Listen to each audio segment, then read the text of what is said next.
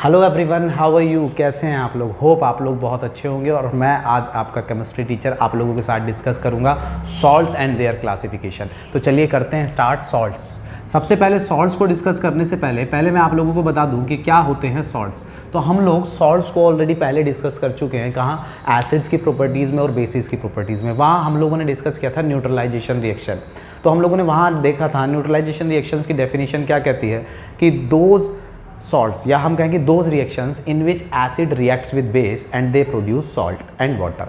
यानी वो रिएक्शन जिसमें एसिड बेस के साथ रिएक्ट होता है तो क्या बनता है? सॉल्ट बनता है। तो इन शॉर्ट हम सॉल्ट्स को क्या कह सकते हैं कि salts are the derivatives of acids and bases, या हम कहें कि सॉल्ट्स जो होते हैं वो एसिड्स और बेसिस से मिलकर बने होते हैं। तो इसी को हम प्रॉपर डेफिनेशन में कैसे कवर करेंगे, तो चलिए स्टार्ट करते हैं। पहले हम डेफिनेशन डिस्कस करते हैं सॉल्ट्स की डेफिनेशन कि सॉल्ट्स क्या होते हैं। तो हम लिखेंगे salts are the product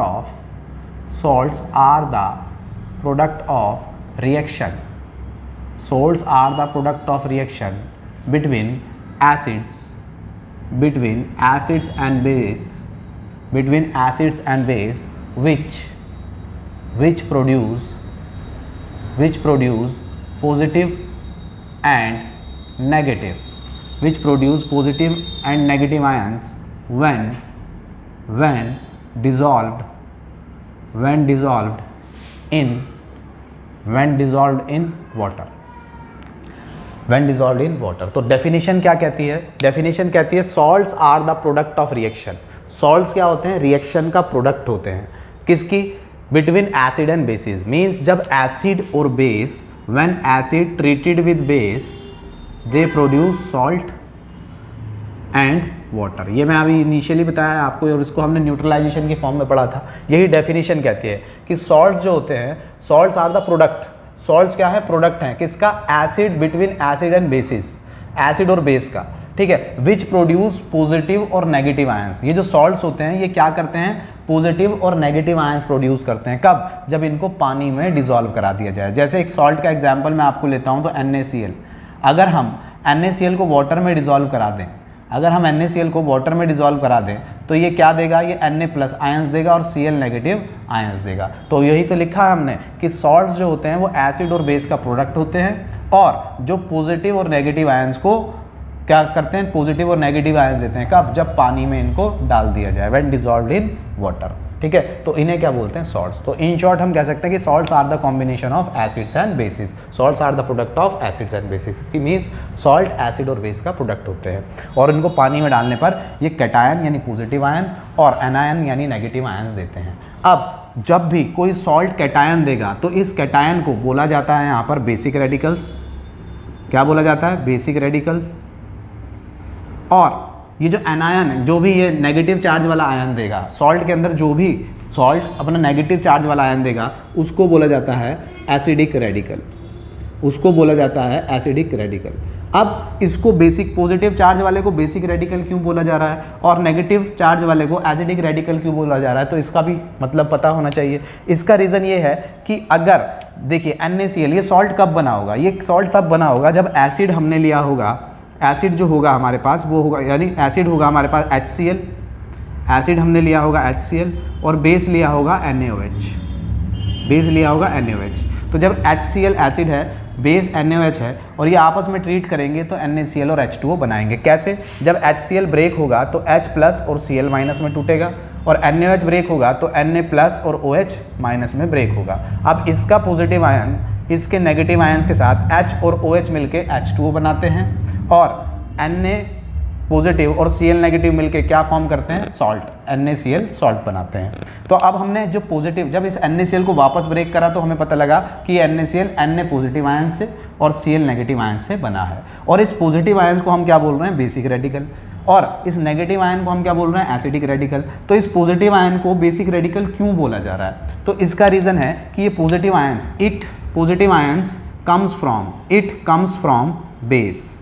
it comes from base. ये जो पॉजिटिव आयन है ये कहाँ से आता है? ये बेस से आता है। देखिए Na+ आयन कहाँ था रिएक्शन में? बेस के अंदर था।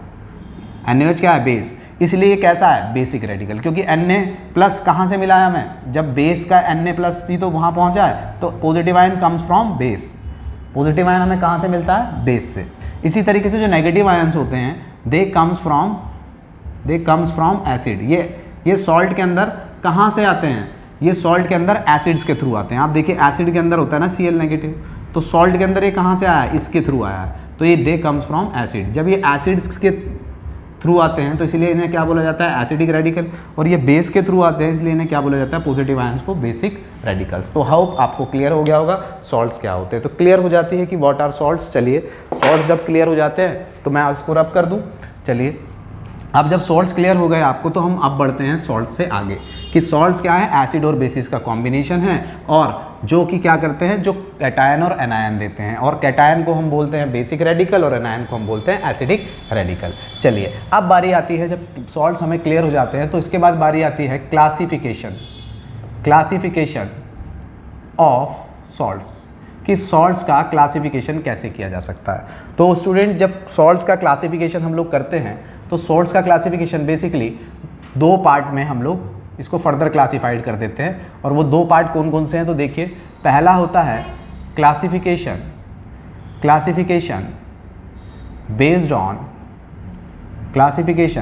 बेस्ड ऑन फैमिली, यानी फैमिली के बेस पर क्लासिफिकेशन करते हैं। एक क्लासिफिकेशन हमारा क्या होता है, क्लासिफिकेशन बेस्ड ऑन फैमिली, और दूसरा क्लासिफिकेशन होता है क्लासिफिकेशन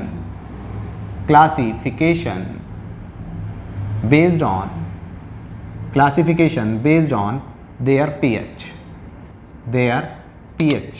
ठीक है, इनकी pH के बेस पर। तो सॉल्ट्स को दो तरीके से क्लासिफाइड किया जा सकता है, इनकी फैमिली के बेस पर और इनकी pH के बेस पर। अब वन बाय वन हम क्या बात करते हैं, जब फैमिली के बेस पर इसको क्लासिफाइड करते हैं तो ये फर्दर क्लासिफाइड हो सकते हैं, और कौन कौन सी फैमिली हो सकती है, तो सबसे पहले सल्फेट फैमिली। इन फैमिलीज़ को हम डिफाइन करते हैं तो क्या होती है, सल्फेट फैमिली, और सल्फेट का फॉर्मूला, सल्फेट आयन का फॉर्मूला होता है SO4 नेगेटिव आयंस। दूसरी फैमिली होती है यहाँ पर क्लोराइड फैमिली जो होती है उसका फॉर्मूला होता है, क्लोराइड का होता है Cl नेगेटिव आयंस। इसी तरीके से नेक्स्ट फैमिली में हम इसको क्लासिफाइड कर सकते हैं नाइट्रेट फैमिली, NO3 आयन को हम क्या बोलते हैं, नाइट्रेट फैमिली।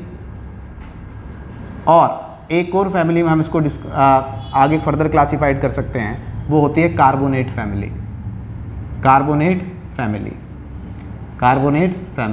और कार्बोनेट का फॉर्मूला होता है, कार्बोनेट आयंस होता है CO3 2 नेगेटिव। तो इस तरीके से हम इन फैमिलीज़ में इसको फर्दर क्लासिफाइड कर देते हैं सॉल्ट्स को फैमिलीज़ के बेस पर। अब pH के बेस पर जब हम करते हैं तो pH के बेस पर सॉल्ट्स होते हैं न्यूट्रल सॉल्ट्स। pH के बेस पर फर्स्ट क्लासिफिकेशन होता है हमारे पास न्यूट्रल सॉल्ट्स, सेकेंड क्लासिफिकेशन होता है हमारे पास एसिडिक सॉल्ट्स, और थर्ड क्लासिफिकेशन होता है हमारे पास बेसिक सॉल्ट्स। तो इस तरीके से हम सॉल्ट्स का क्लासिफिकेशन कर लेते हैं, और क्लासिफिकेशन करके इजीली सॉल्ट्स की स्टडी कर लेते हैं। वन बाय वन इन सबको स्टार्ट करते हैं। आप एक बार इसका स्क्रीनशॉट ले लीजिए, फिर बढ़ते हैं आगे, देख लीजिए आप इसको। होप आपने इसका स्क्रीनशॉट ले लिया होगा। अब हम वन बाय वन फैमिलीज़ को डिस्कस करेंगे। तो इस वाले पार्ट को अभी मैं रब कर रहा हूँ, और अभी हम फैमिली वाला पार्ट डिस्कस करने वाले हैं। चलिए अभी तो सारा ही रब कर देता हूँ, ठीक है। अब फैमिलीज़ को डिस्कस करने के लिए सबसे पहले हम लोग डिस्कस करेंगे कौन सी फैमिली, तो फैमिली के बेस पर हम डिस्कस करेंगे सल्फेट फैमिली। सल्फेट फैमिली का मतलब क्या है, पहले तो ये समझना है। सल्फेट फैमिली यानी हम लिख रहे हैं सल्फेट फैमिली। अब सल्फेट फैमिली कौन सी होती है, तो मैंने अभी बताया कि those salts in which sulphate ion, SO4 ion को क्या बोलते हैं, sulphate ion, in which sulphate ions are common, sulphate ion are common,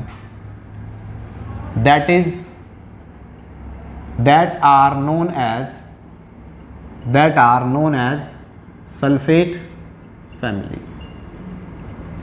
family of salts. वो क्या कहलाती है, सल्फेट फैमिली कहलाती है। किसकी सल्फेट फैमिली कहलाती है, सॉल्ट्स की सल्फेट फैमिली कहलाती है। फॉर एग्जांपल जैसे सल्फेट फैमिली में क्या होगा कि इस फैमिली के अंदर जो जितने भी आयंस होंगे उनके अंदर मेटल, तो पॉजिटिव पार्ट तो कुछ भी हो सकता है, लेकिन नेगेटिव पार्ट कौन सा होगा, सल्फेट आयंस होगा। जैसे मैंने कहा पहला सॉल्ट होता है हमारे पास Na2SO4 मीन्स SO4 तो आ गया और ये Na2 मेटल अलग है, तो इसका नाम क्या है, Na को बोलते हैं सोडियम और SO4 होता है सल्फेट, तो क्या बनेगा सोडियम सल्फेट, सोडियम सल्फेट। इसी तरीके से ये दूसरे साल्ट हो सकते हैं। सोडियम सल्फेट के बाद क्या आता है CaSO4, CaSO4 का मतलब क्या है कैल्शियम, Ca को बोलते हैं कैल्शियम और पीछे क्या लगा हुआ है सल्फेट, तो क्या हो जाएगा कैल्शियम सल्फेट। कैल्शियम सल्फेट की अगर मैं बात करूं तो MgSO4, MgSO4 का मतलब क्या है, Mg को बोलते हैं मैग्नीशियम, मैग्नीशियम और पीछे क्या लगा हुआ है SO4 ग्रुप, तो हम उसे क्या बोलेंगे सल्फेट, मैग्नीशियम सल्फेट। इसी तरीके से हम लोग कह सकते हैं कि Al2SO4 का होल थ्राइस, ये क्या होता है Al मतलब एल्यूमिनियम, एल्यूमिनियम, एल्यूमिनियम और पीछे क्या लगा हुआ है सल्फेट। मीन्स आगे कोई भी मेटल लगी हो अगर पीछे SO4 ग्रुप जुड़ा हुआ है तो वो कौन सी फैमिली कहलाती है सॉल्ट्स की, सल्फेट फैमिली। ठीक है, तो ये सारे एग्जाम्पल किसके हैं, सल्फेट फैमिली के हैं। ठीक है, आप मेटल चेंज करते जाइए, सल्फेट का SO4 ग्रुप अगर पीछे लगा हुआ है तो ये क्या कहलाएगा, सल्फेट फैमिली कहलाएगा। क्लियर हो जाती है बात, देख लीजिए आप इसको। अब सल्फेट फैमिली के बाद हम लोगों ने दूसरी बात करी थी क्लोराइड फैमिली, तो चलिए यही चेंज कर देता हूं मैं। क्लोराइड फैमिली के लिए हम क्या कहेंगे कि क्लोराइड फैमिली की डेफिनेशन क्या होगी, तो चलिए देखते हैं क्लोराइड फैमिली क्या होती है। क्लोराइड फैमिली में हम क्या कहेंगे कि दो salts in which chloride ion, in which chloride ions, Cl negative ions, इनको क्या बोलते हैं हम chloride, chloride ions are common that are known as chloride family, तो वो क्या कहलाएगी, क्लोराइड फैमिली ऑफ सॉल्ट्स कहलाएगी। यानी ऐसे सॉल्ट्स जिनमें Cl नेगेटिव कॉमन होगा, सारे सॉल्ट्स के पीछे क्या लगा होगा, Cl नेगेटिव लगा होगा, वो क्या कहलाएगी, क्लोराइड फैमिली कहलाएगी। ठीक है, क्लोराइड फैमिली का एग्जांपल देख लेते हैं। तो क्लोराइड फैमिली का एग्जांपल, जैसे फर्स्ट एग्जांपल हो गया हमारे पास NaCl, Na को क्या बोलते हैं सोडियम और पीछे Cl को क्या बोल रहे हैं हम क्लोराइड, तो क्या बन गया सोडियम क्लोराइड, सोडियम क्लोराइड। इसी तरीके से KCl लिख दूं तो क्या हो जाएगा पोटेशियम क्लोराइड, पोटेशियम क्लोराइड। इसी तरीके से MgCl2 लिख दें तो क्या हो जाएगा मैग्नीशियम क्लोराइड, मैग्नीशियम क्लोराइड। इसी तरीके से AlCl3 जो होता है वो क्या होगा एल्यूमिनियम क्लोराइड, एल्यूमिनियम क्लोराइड।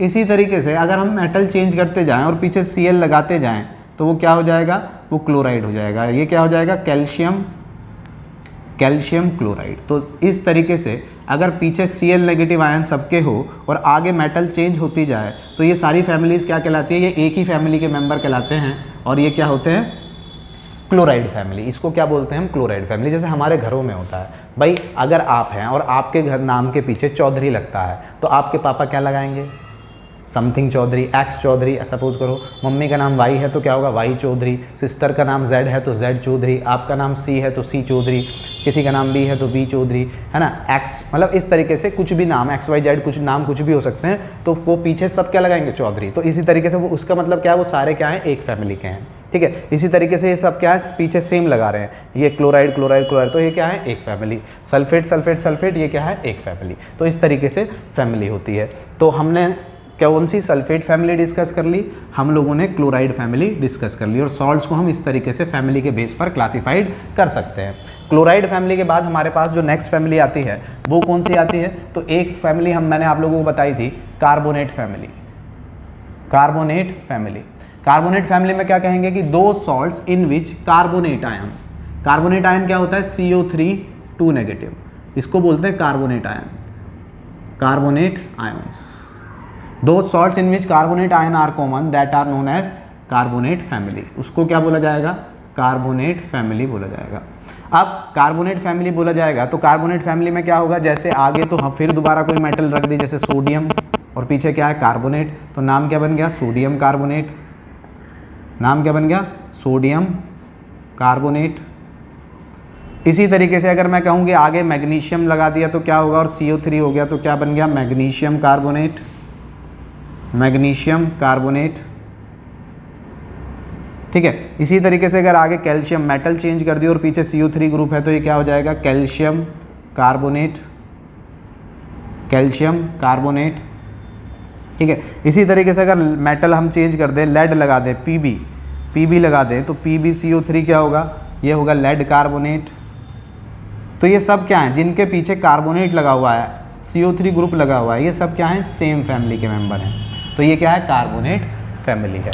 तो कार्बोनेट फैमिली भी आपको क्लियर हो जाती है। कार्बोनेट फैमिली के बाद हमारे पास नेक्स्ट फैमिली आती है, और वो फैमिली कौन सी होगी, तो वो फैमिली होगी हमारे पास नाइट्रेट फैमिली।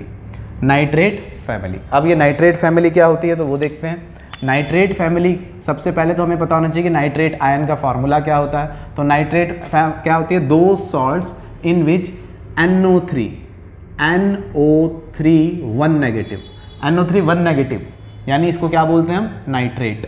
नाइट्रेट आयन, दो salt in which nitrate ion are common, इनमें सब में क्या होगा, नाइट्रेट आयन कॉमन होगा, वो क्या कहलाएगी, नाइट्रेट फैमिली कहलाएगी। वो फैमिली क्या कहलाएगी, नाइट्रेट फैमिली। फॉर एग्जाम्पल, जैसे मैंने कहा NaNO3, तो क्या बन गया, सोडियम नाइट्रेट, सोडियम नाइट्रेट। इसके बाद मैंने कहा Mg, इसके बाद मैंने क्या कहा, MgNO3 का ट्वाइस, तो ये क्या बन गया, मैग्नीशियम नाइट्रेट, मैग्नीशियम नाइट्रेट। इसके बाद मैंने क्या कहा, मैंने CaNO3 का ट्वाइस लिख दिया, तो ये क्या बन गया, कैल्शियम नाइट्रेट, कैल्शियम नाइट्रेट। इसी तरीके से मैंने KNO3 लिख दिया, तो ये क्या हो गया, पोटेशियम, पोटेशियम नाइट्रेट। मीन्स आगे मेटल हम चेंज करते जा रहे हैं और पीछे ग्रुप जो है ये वाला आयन कॉमन है। तो जब ये आयन कॉमन है तो ये इसी के बेस पर क्या होता है, फैमिली का नाम होता है, तो क्या होगा, नाइट्रेट फैमिली। तो ये हो गई हमारी नाइट्रेट फैमिली। तो इस तरीके से हमने carbonate family, nitrate family, sulphate family, chloride family salts के केस में डिस्कस कर ली, और ये सारे क्या थे, सॉल्ट्स के एग्जाम्पल थे। होप आपको family wise chloride salts clear हो गए होंगे। अब हम सेकेंड क्लासिफिकेशन करेंगे, और वो क्लासिफिकेशन हमारा होगा क्या, classification based on their pH। तो pH लेवल पर हम देखेंगे कि किस तरीके से सॉल्ट्स को क्लासिफाइड किया जाता है। चलिए स्टार्ट करते हैं।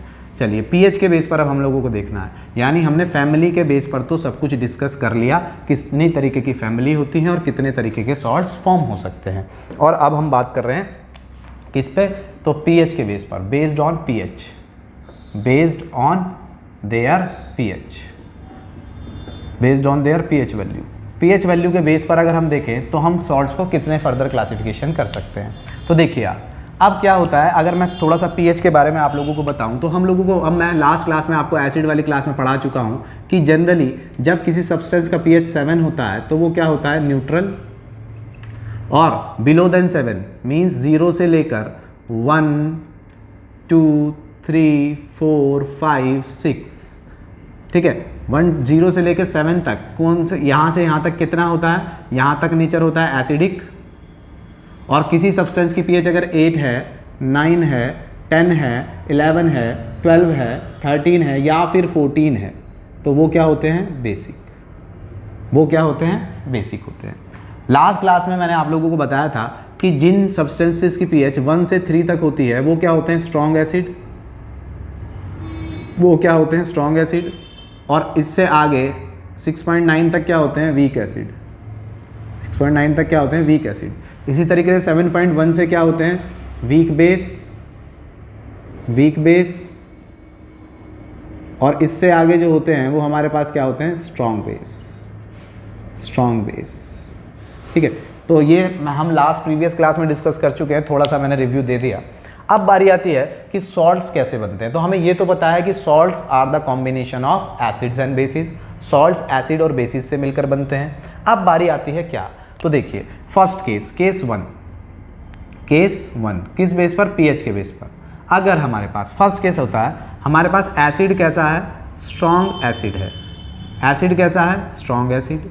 बेस कैसा है, तो बेस भी स्ट्रॉन्ग है, बेस भी अगर हमारे पास स्ट्रॉन्ग हो तो एसिड और बेस जब आपस में ट्रीट करेंगे तो क्या बनाएंगे, सॉल्ट। तो बनने वाला सॉल्ट कैसा होगा, बनने वाला सॉल्ट अगर होगा हमारे पास न्यूट्रल, तो बनने वाला सॉल्ट कैसा होगा, न्यूट्रल, ठीक है, बनने वाला सॉल्ट कैसा होगा, न्यूट्रल। ये हमें याद रखना है कि अगर हमसे पूछा जाए कि भाई एक सॉल्ट है आपके पास, तो बताइए वो कैसा होगा, उसकी pH वो न्यूट्रल सॉल्ट है, वो एसिडिक सॉल्ट है या वो बेसिक सॉल्ट है। तो हम कैसे देखेंगे, हम देखेंगे कि वो सॉल्ट किन एसिड और किन बेसिस से मिला है बनकर, बना है। जैसे मैंने कहा एक स्ट्रॉन्ग एसिड मैंने ले लिया HCl, HCl एक स्ट्रॉन्ग एसिड होता है, वहीं मैंने स्ट्रॉन्ग बेस की फॉर्म में ले लिया NaOH, NaOH एक स्ट्रॉन्ग बेस होता है, ठीक है। स्ट्रॉन्ग एसिड स्ट्रॉन्ग बेस के साथ ट्रीट करेगा, तो अभी अभी NaCl को ट्रीट कराया था, ये ब्रेक होगा तो H पॉजिटिव और ये नेगेटिव, इसी तरीके से ये ब्रेक होगा तो ये पॉजिटिव और ये नेगेटिव। मैं आपको बता दूं किसी भी आयन की, किसी भी आयनिक मॉलिक्यूल की जो ब्रेकिंग होती है वो कहाँ से होती है, मेटल और नॉन मेटल के पार्ट से होती है। मेटल पर हमेशा पॉजिटिव चार्ज आता है और नॉन मेटल पर हमेशा नेगेटिव चार्ज आता है। ये मेटालिक पार्ट है, इस पर पॉजिटिव, इस पर नेगेटिव। अब पॉजिटिव और नेगेटिव कितना आता है, तो जितनी इनकी वैलेंसी होती है, मींस जितना किसी पॉजिटिव पर, जितना चार्ज पॉजिटिव पर आएगा उतना ही चार्ज नेगेटिव पर आएगा। यानी अगर H प्लस पर एक पॉजिटिव है तो माइनस इस पर क्या आएगा, एक माइनस, ठीक है। तो इस तरीके से अब क्या होता है कि इसका पॉजिटिव इधर वाले नेगेटिव के साथ ट्रीट करके क्या बनाएगा, H प्लस और OH माइनस मिलके क्या बनाते हैं, वाटर, और Na प्लस और Cl माइनस मिलके क्या बनाते हैं, NaCl। तो इस तरीके से अब क्या था, हमने कहा कि ये क्या है, स्ट्रॉन्ग एसिड, ये क्या है, स्ट्रॉन्ग बेस। तो ये कैसा होगा, ये सॉल्ट कैसा होगा, this salt will be neutral salt. Means जब कोई सॉल्ट एसिड, स्ट्रॉन्ग एसिड और स्ट्रॉन्ग बेस से मिलकर बनेगा तो वो क्या कहलाएगा, न्यूट्रल होगा। उस एसिड का, उस सॉल्ट का नेचर कैसा होगा, न्यूट्रल सॉल्ट होगा। क्लियर हो जाती है बात। चलिए एक और एग्जांपल। अब या तो वो हमें ऐसे क्वेश्चन दे, इस पे क्वेश्चन कैसे दे सकता है, आपसे पूछे कि बताइए भाई Na2SO4 एक सॉल्ट है, Na2SO4 एक सॉल्ट है, तो बताइए इसका नेचर कैसा होगा, न्यूट्रल, एसिडिक या बेसिक। तो हमें क्या पता करना पड़ेगा, अगर मुझे इसका नेचर पता करना है तो मुझे ये बात पता करनी पड़ेगी कि ये किस एसिड और किस बेस से मिला है। अगर ये स्ट्रॉन्ग एसिड और स्ट्रॉन्ग बेस से मिला, बनकर बना है, तो ये क्या होगा, सॉल्ट, कैसा, न्यूट्रल सॉल्ट। अगर ये स्ट्रॉन्ग एसिड और स्ट्रॉन्ग बेस से नहीं बना तो ये कुछ और होगा, एसिडिक होगा या बेसिक होगा। तो देखिए पहचानते कैसे हैं, मैंने अभी बताया कि एक सॉल्ट के अंदर दो पार्ट होते हैं, एक मेटालिक पार्ट और एक नॉन मेटालिक पार्ट। देखिए मेटल, सोडियम एक मेटल होती है तो ये मेटालिक पार्ट है, और ये सल्फेट, सल्फर ऑक्सीजन क्या होती है, नॉन मेटल, ये एक नॉन मेटालिक पार्ट है। तो सॉल्ट को ब्रेक कर दो मेटल और नॉन मेटालिक पार्ट, यानी बीच में से मेटालिक और नॉन मेटालिक से ब्रेक कर दो। अब मेटालिक पार्ट हमेशा बेस से आता है, ये आपको याद रखना है। मैं लिख देता हूं यहां पर, नोट करके लिख लीजिए, metallic part of salt always comes from base. Metallic part of salt कैसे आता है, बेस से। और बेस हमने अभी प्रीवियस वीडियो में देखा है कि हर वो सब्सटेंस बेस होता है जिसके पीछे OH लगा होता है, हाइड्रोक्साइड आयंस होते हैं। तो अगर मैं, ये मेटेलिक पार्ट है और इसके पीछे मैं OH लगा दूं, ये 2 Na हैं, इन 2 Na के पीछे मैं 2 OH लगा दूं तो क्या बन जाएगा, NaOH, बन गया बेस। इसी तरीके से नॉन मेटालिक पार्ट, ये जो नॉन मेटालिक पार्ट है, non metallic part always comes from, non metallic बोल लो या एनायनिक बोल लो क्योंकि इस पर नेगेटिव चार्ज आता है। Non metallic part always comes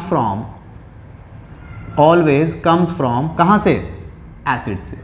और एसिड की प्रॉपर्टी में हमने पढ़ा है कि दो substances which are having H positive ions, जिनके पास H प्लस आयंस होते हैं वो क्या कहलाते हैं, एसिड्स कहलाते हैं। तो अब क्या होगा, इसके अंदर क्या जोड़ दो, H प्लस जोड़ दो, ठीक है। यहाँ 2 OH जोड़े थे तो यहाँ 2 H प्लस जोड़ोगे तो ये क्या बन जाएगा, H2SO4, ठीक है। तो पता लग गया, बेस तो ये जो सॉल्ट है ये बेस किससे मिलकर बना है, NaOH से, और एसिड से कौन से एसिड से मिलकर बना है, H2SO4 से। ये एसिड कौन सा है, H2SO4। अब हमें पता होना चाहिए कि ये कैसा एसिड है, तो हमें पता है NaOH तो क्या होता है, स्ट्रॉन्ग बेस, और जो एसिड है H2SO4 ये कैसा होता है, ये भी स्ट्रॉन्ग होता है। तो ये है स्ट्रॉन्ग एसिड, और स्ट्रॉन्ग एसिड और स्ट्रॉन्ग बेस आपस में ट्रीट करेंगे तो कैसा सॉल्ट बनाएगा, न्यूट्रल सॉल्ट। तो हम ऐसे पहचान लेते हैं। क्लियर हो जाती है बात, होप आपको क्लियर हो गई होगी, ठीक है।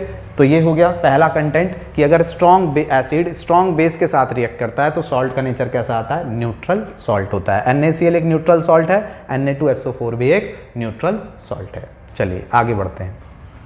अब देखते हैं केस 2, देख लीजिए आप इसको एक बार, होप आपने देख लिया होगा। चलिए अब केस 2 में अगर हम आगे आते हैं तो केस 2 बनता है कब, तो केस 2 बन रहा है हमारे पास जब हमारे पास एसिड तो स्ट्रॉन्ग है, व्हेन केस 2 है, सेकंड केस है, strong acid plus weak base, strong acid plus weak base. जब स्ट्रॉन्ग एसिड और वीक बेस आपस में ट्रीट करेंगे तो बनेगा तो सॉल्ट ही, लेकिन इस बार सॉल्ट कैसा होगा? Strong salt, strong salt. और स्ट्रॉन्ग सॉल्ट का मतलब क्या है? स्ट्रॉन्ग सॉल्ट कहूँ या फिर मैं कह दूँ कि एसिडिक सॉल्ट। स्ट्रॉन्ग की जगह मैं क्या वर्ड यूज़ करूँ? एसिडिक सॉल्ट प्लस वाटर तो फॉर्म होगा ही होगा। अब आपको ये दूसरा केस देखना है कि अगर हमारे पास एसिड तो हो स्ट्रॉन्ग और बेस हो वीक, तो स्ट्रॉन्ग एसिड वीक बेस आपस में ट्रीट करके एसिडिक सॉल्ट बनाते हैं। तो बनने वाला सॉल्ट का नेचर कैसा होता है? एसिडिक। एग्जाम्पल से देखते हैं। स्ट्रॉन्ग एसिड, अभी HCl आपको स्ट्रॉन्ग एसिड बताया, H2SO4 भी स्ट्रॉन्ग होता है। तो चलिए कोई भी एसिड उठा लेते हैं, हमने सपोज करो HCl ही ले लिया, ये स्ट्रॉन्ग एसिड है। वीक बेस, कोई ऐसा बेस ले लेते हैं जो नेचर में कैसा हो? वीक। ठीक है, तो वीक बेस के लिए हम लोग ले लेते हैं आपका सपोज करते हैं हम लोग ले रहे हैं मैग्नीशियम हाइड्रोक्साइड। ठीक है, ये एक वीक बेस है। अगर ये वीक बेस है, ठीक है, अगर ये स्ट्रॉन्ग एसिड है, ये क्या है? स्ट्रॉन्ग एसिड, और ये क्या है? Weak base. तो स्ट्रॉन्ग एसिड और वीक बेस मिलके बनाएंगे तो सॉल्ट। चलिए सॉल्ट बनाना सीखते हैं। कैसे? आगे वाला पार्ट और पीछे वाला पार्ट तोड़ दीजिए। आगे वाले पार्ट पर हमेशा क्या आता है? पॉजिटिव। पीछे वाले पार्ट पर हमेशा क्या आता है? नेगेटिव। जितना पॉजिटिव आया उतना नेगेटिव आ गया। अब फिर मेटल और नॉन मेटल वाले पार्ट को तोड़ दीजिए। मैग्नीशियम पर कितनी वैलेंसी होती है मैग्नीशियम की? आपको वैलेंसी याद होनी चाहिए 2। तो इस पर आ गया मेटल पर 2 पॉजिटिव। अगर इस पर 2 पॉजिटिव आया तो इस पर कितना आएगा? 2 नेगेटिव। कैसे 2 नेगेटिव सर? आपने तो एक नेगेटिव लगाया। नहीं, एक OH पे एक नेगेटिव है, 2 OH है तो कितने हो गए होंगे? 2 OH नेगेटिव। ठीक है, अब देखिए ये वाला पॉजिटिव इस वाले नेगेटिव के साथ और ये वाला पॉजिटिव इसके नेगेटिव के साथ आपस में रिएक्ट करेगा। लेकिन इसके पास तो 2 पॉजिटिव हैं और इसके पास एक पॉजिटिव है, तो इसके पास एक नेगेटिव है, तो 2 पॉजिटिव को 2 नेगेटिव की नीड होगी। तो मैं यहाँ 2 लगा दूँ तो क्या होगा? 2H प्लस और ये टूटेगा 2Cl माइनस। अब MgCl2 क्या बनेगा? ये आपस में रिएक्ट करके बनाएंगे MgCl2। सॉल्ट तो ये बन गया, और H और OH आपस में मिला बन के क्या करेंगे? वाटर का मॉलिक्यूल फॉर्म कर देंगे। तो 2H2O। इस तरीके से रिएक्शन हो जाती है। अब बनने वाला सॉल्ट का नेचर कैसा होगा? क्योंकि हमें पता है ये क्या है? स्ट्रॉन्ग एसिड, ये क्या है? Strong weak base. जब स्ट्रॉन्ग एसिड वीक बेस के साथ ट्रीट करता है तो सॉल्ट कैसा बनता है? Acidic salt. कैसा बनेगा? एसिडिक सॉल्ट आपका बन जाएगा। क्लियर हो जाती है बात? चलिए ये आपको क्लियर हो गया होगा। अब अगला एग्जाम्पल, यानी टाइप 2 हो गया। अब हम लेंगे टाइप 3। चलिए टाइप 3 के एग्जाम्पल देखते हैं कि किस तरीके का सॉल्ट होता है। अब टाइप 3 में हमारे पास आता है कि अभी हमने स्ट्रॉन्ग लिया था, इस बार एसिड को कर देते हैं वीक एसिड, और बेस कर दिया इस बार strong base. Weak acid strong base. जब वीक एसिड स्ट्रॉन्ग बेस के साथ, इस बार बेस कौन है? स्ट्रॉन्ग, तो हमारा सॉल्ट जो होगा वो कैसा होगा? बेसिक। हमारा सॉल्ट कैसा होगा? बेसिक सॉल्ट होगा। ये आपको याद रखना है। एग्जाम्पल ले लेते हैं। वीक एसिड की जगह आप ले लीजिए HCN, एक वीक एसिड होता है। ठीक है, HCN। स्ट्रॉन्ग बेस की जगह आप ले लीजिए, स्ट्रॉन्ग बेस की जगह, यानी स्ट्रॉन्ग बेस तो आप जानते हैं NaOH। ठीक है, जब आप इसको आपस में रिएक्ट कराओगे तो कैसे ये ब्रेक होगा? कैसे? H प्लस और Cn माइनस, और ये ब्रेक होगा कैसे? Na प्लस और OH माइनस। आपको पता है इसका प्लस इस वाले के माइनस के साथ जाता है और इसका प्लस इस वाले के माइनस के साथ रिएक्ट करता है। H और OH मिलके क्या बनाएंगे?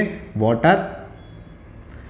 और ये Na और Cn मिलके क्या बनाएंगे? NaCN, sodium cyanide. इसका नाम होता है सोडियम साइनाइड। ठीक है, और ये सॉल्ट कैसा होगा? अब बेसिक। इस सॉल्ट का नेचर कैसा होगा? Basic salt. क्यों होगा बेसिक सॉल्ट?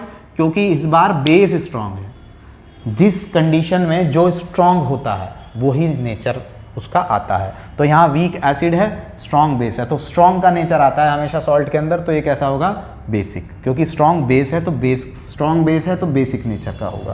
क्लियर हो जाती है बात? तो ये था हमारा second case. First case strong base strong acid था, second case strong acid weak base था, थर्ड केस है वीक एसिड स्ट्रांग बेस, और लास्ट केस और बना देते हैं, उसको देख लेते हैं। लास्ट केस हमारा पास है कि जब दोनों ही एसिड भी वीक हो और बेस भी वीक हो। तो हमने ले लिया वीक एसिड और क्या ले लिया? Weak base. वीक एसिड और वीक बेस ले लें तो क्या बनेगा, सॉल्ट कैसा होगा, सॉल्ट होगा फिर दोबारा न्यूट्रल, फिर दोबारा सॉल्ट कैसा बनेगा, न्यूट्रल, और प्लस वाटर, प्लस वाटर। चलिए वीक एसिड, अभी अभी वही एग्जांपल ले लीजिए जो आप ले रहे हैं। वीक एसिड में आपने लिया था HCl, वीक बेस में आपने लिया था MgOH का होल ट्वाइस, ठीक है। क्या होगा जब ये टूटेगा, तो 2 मॉलिक्यूल ले लीजिए आप इसके, ये टूटेगा तो क्या बनेगा 2H प्लस, और ये क्या निकालेगा 2Cn माइनस। इसी तरीके से जब ये टूटेगा तो क्या बनाएगा Mg2 प्लस, और ये टूटेगा तो अभी पीछे ब्रेक कराया था तो 2OH माइनस। हमें पता है ये वाला पॉजिटिव इस वाले नेगेटिव के साथ H और OH आपस में मिलके क्या बनाते हैं, वाटर, तो हमने लिख दिया 2H2O, और ये आपस में मिलके क्या बनाएंगे, एक सॉल्ट जो कि क्या होगा MgCN का होल ट्वाइस मैग्नीशियम साइनाइड, ठीक है। और ये कैसा होगा नेचर में, न्यूट्रल, ये कैसा होगा नेचर में, न्यूट्रल। कैसे होगा न्यूट्रल, क्योंकि देखो जब वीक एसिड और वीक बेस आपस में ट्रीट करेंगे तो न्यूट्रल सॉल्ट बनेगा, क्लियर, इसलिए क्योंकि ये भी वीक बेस था और वीक एसिड था। अब मैं आपको चारों केसेस का रिव्यू दे रहा हूँ, ठीक है, आप इसको देख लीजिए और मैं चारों केसेस को लिख देता हूँ एक बार। देखिए एक केस तो हमने ये पढ़ा कि जब वीक एसिड होगा वीक बेस होगा तो न्यूट्रल सॉल्ट और वाटर बनेगा, ठीक है, सॉल्ट का नेचर कैसा होगा, न्यूट्रल।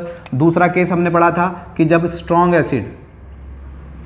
एसिड होगा और स्ट्रॉन्ग ही बेस होगा तो भी नेचर कैसे आने वाला है, तो भी सॉल्ट का नेचर न्यूट्रल ही रहने वाला है, न्यूट्रल सॉल्ट प्लस वाटर, ठीक है।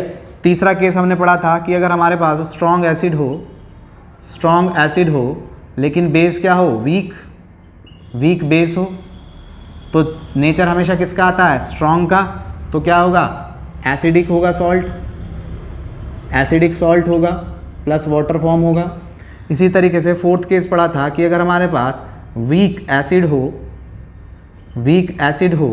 और स्ट्रॉन्ग बेस हो, वीक एसिड हो और स्ट्रॉन्ग क्या हो बच्चों, बेस। अगर एसिड वीक है और बेस स्ट्रॉन्ग है तो हमारा नेचर कैसे आने वाला है, स्ट्रॉन्ग का, और स्ट्रॉन्ग कौन है, बेस, तो सॉल्ट का नेचर कैसा होगा, बेसिक सॉल्ट प्लस वाटर, तो आपका फॉर्म होगा ही होगा। तो इस तरीके से ये चारों केसेस हमारे पास हो जाते हैं, क्लियर हो जाती है बात। अब बच्चों थोड़ा सा आपको सॉल्ट्स की ब्रेकिंग आनी चाहिए, क्योंकि जनरली यहाँ से क्वेश्चन आता है, आपको सॉल्ट देगा और आपसे पूछेगा बताइए इसका नेचर क्या है, एसिडिक, बेसिक, न्यूट्रल, या फिर ये क्या है, एसिडिक है, बेसिक है, न्यूट्रल है, क्या है। तो आपको कब पता लगेगा, जब आपको ये पता होगा कि ये सॉल्ट कैसे एसिड और कैसे बेस से मिलकर बना है। और तब आप कब पहचान पाओगे, जब आप उस सॉल्ट से एसिड बेस बनाना जानते हो। तो मैं अब आपको सॉल्ट से एसिड और बेस कैसे बनाते हैं, यानी अगर कोई सॉल्ट हमें दिया है तो कैसे उसका आइडेंटिफाई करते हैं कि वो किस एसिड से और किस बेस से मिलकर बना है, वो हम लोगों को अब देखना है। चलिए करते हैं स्टार्ट। मैं कुछ एग्जांपल आप लोगों को दे रहा हूँ, होप आपने इसको देख लिया होगा, ठीक है। अब इस एग्जांपल के बाद में आगे बढ़ते हैं कि जैसे हमसे कहता है कि कोई भी सॉल्ट दे देता है, हमसे कहता है कि बताइए भाई NaNO3 ये एक सॉल्ट है आपके पास, ठीक है, इसमें बताइए ये किस एसिड और किस बेस से मिलकर बना है। तो मैंने बताया जो मेटालिक पार्ट होता है, ये आगे वाला मेटालिक पार्ट होता है और पीछे वाला नॉन मेटालिक पार्ट होता है। तो जो मेटालिक पार्ट होता है उसमें आपको क्या ऐड करना है, OH। तो आप अगर Na के साथ OH ऐड करोगे तो ये बन जाएगा NaOH, ठीक है। और पीछे वाला जो नॉन मेटालिक पार्ट होता है उसके साथ आपको क्या ऐड करना है, तो उसके साथ ऐड करना है H+। तो अगर आप इसके साथ H+ ऐड करोगे तो ये क्या बन जाएगा, HNO3। और आप देखिए NaOH क्या होता है, एक स्ट्रॉन्ग बेस, और इसी तरीके से एसिड क्या होता है, HNO3 भी एक स्ट्रॉन्ग एसिड होता है। एसिड और बेस में मैं आपको बता चुका हूँ, ठीक है। तो जब, और अब आप बता सकते हो इसका नेचर कैसे, अभी पढ़ा है कि जब स्ट्रॉन्ग बेस और स्ट्रॉन्ग एसिड आपस में रिएक्ट करते हैं तो सॉल्ट का नेचर कैसा होता है, न्यूट्रल। सॉल्ट का नेचर कैसा होता है, न्यूट्रल। तो आपने पहचान लिया, बेस को देख के हम एसिड और बेस इजीली आइडेंटिफाई कर सकते हैं। एक दो एग्जांपल और देता हूँ, जैसे हम लोग कोई और एग्जांपल ले लेते हैं, जैसे मैंने ले लिया लेड सल्फेट PbSO4, ये एक सॉल्ट है। अब मुझे पता ये मेटालिक पार्ट है, और मेटालिक पार्ट कहाँ से आता है, बेस से, और बेस बनाने के लिए हम इसके पीछे क्या लगाएंगे, OH, ठीक है। तो हमने लगा दिया OH और ये बन गया PbOH का होल ट्वाइस।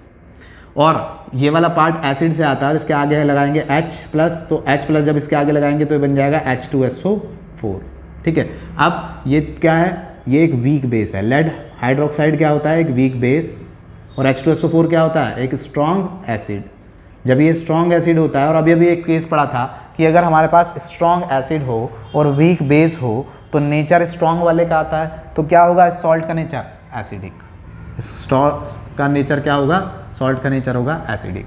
एक और एग्जांपल देख लेते हैं इसी तरीके से। सपोज करते हैं हमारे पास KNO3 पोटेशियम नाइट्रेट, ठीक है, पोटेशियम नाइट्रेट की जगह कोई और एक अच्छा सा एग्जांपल लेता हूँ, मैं लेता हूँ आपके पास MgCl2, क्योंकि वो हो गया NO3 आ गया है ग्रुप, तो मैं कोई ग्रुप चेंज कर देता हूँ, मैं MgCl2 में कहूँ तो ये मेटल पार्ट है, और मेटल पार्ट कहाँ से आएगा, बेस से, तो इसके पीछे OH लगाएंगे तो क्या बन जाएगा, MgOH का होल ट्वाइस। इसी तरीके से Cl नेगेटिव पार्ट है, ये नॉन मेटेलिक पार्ट है, और इसके साथ क्या लगाएंगे H+, तो जब इसके साथ आप H+ जोड़ोगे तो ये बन जाएगा HCl। अभी बताया था HCl क्या होता है, एक स्ट्रॉन्ग एसिड, HCl क्या होता है, एक स्ट्रॉन्ग एसिड, और MgOH का होल ट्वाइस क्या होता है, एक वीक बेस। और अभी बताया था कि अगर स्ट्रॉन्ग एसिड हो और बेस वीक हो तो जो स्ट्रॉन्ग होता है उसका नेचर आता है, तो इसका नेचर भी कैसा होगा, एसिडिक, इसका नेचर कैसा होगा, एसिडिक।